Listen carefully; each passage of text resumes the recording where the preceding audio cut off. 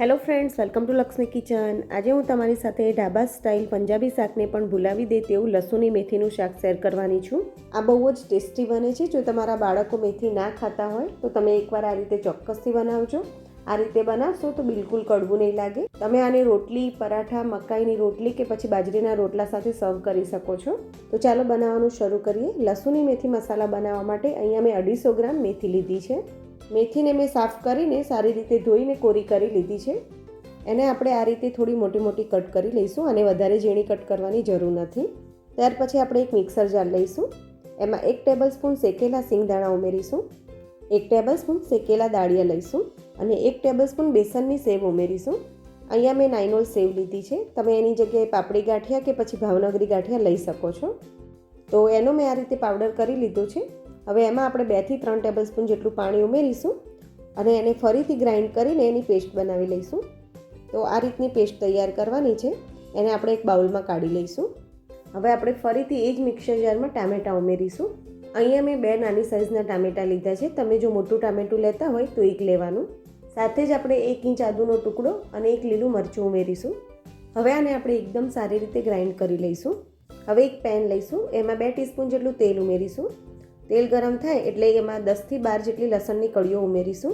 સાથે જ 2 સૂકા લાલ મરચાં ઉમેરીશું અને મીડિયમ ફ્લેમ પર બંનેને સોટે કરીશું.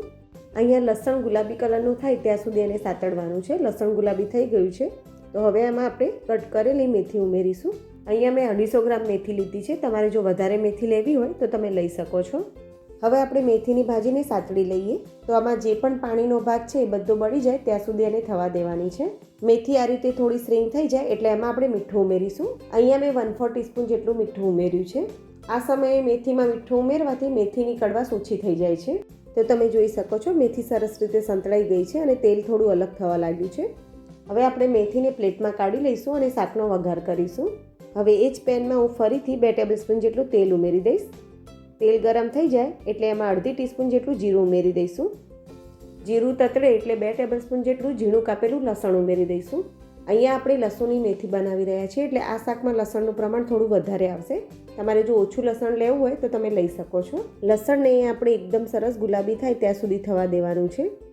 લસણ ગુલાબી થઈ ગયું છે તો એમાં આપણે ઝીણી કાપેલી ડુંગળી ઉમેરીશું. અહીંયા મેં એક મોટી સાઇઝની ડુંગળી લીધી છે. ડુંગળીને 2 થી 3 મિનિટ માટે ગુલાબી થાય ત્યાં સુધી સાતળવાની છે. તો તમે જોઈ શકો છો ડુંગળીનો કલર સરસ બદલાઈ ગયો છે અને ગુલાબી થઈ ગઈ છે. તો હવે એમાં આપણે મસાલા કરી લઈશું.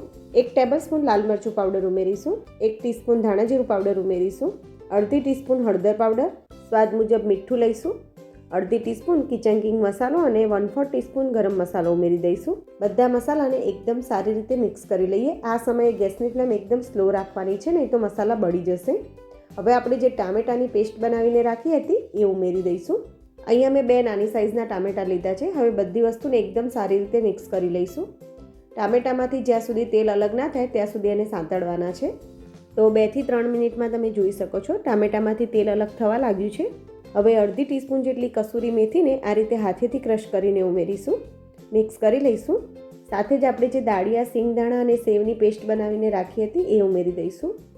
મિક્સ કરીને 1 મિનિટ જેવું સાતળી લઈશું.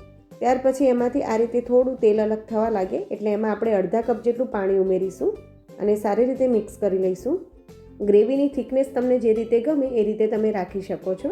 અહીંયા ગ્રેવી હજુ થોડી જાડી લાગે છે તો આપણે ફરીથી અડધા કપ જેટલું પાણી ઉમેરીશું અને મિક્સ કરી લઈશું. હવે ગ્રેવીમાંથી તેલ અલગ થાય ત્યાં સુધી એને થવા દઈશું. તો હવે થોડી જ વારમાં તમે જોઈ શકો છો આ રીતે થોડું થોડું તેલ છૂટું પડવા માંડ્યું છે.